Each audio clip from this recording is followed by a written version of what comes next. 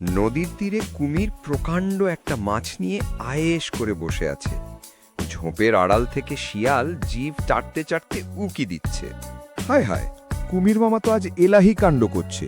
জ্যান্ত বড় কাতলা মাছ নিয়ে রাজকীয় ভোজ। এই মাছটা তো আমার চাই।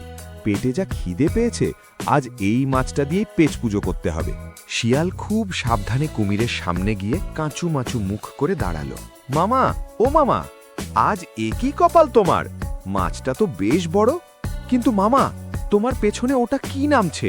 ড্র্যাগন নাকি? কুমির যেই পেছনে তাকালো, শিয়াল চোখের পলকে মাছটা মুখে নিয়ে ভো দৌড় দিল। শিয়াল একটা বড় বটগাছের আড়ালে গিয়ে হো হো করে হাসছে। কুমির মামা তো বড্ড বোকা, আজ এই মাছটা আয়েশ করে ছাবো। শিয়াল কি আদেও মাছটা শান্তিতে খেতে পারবে?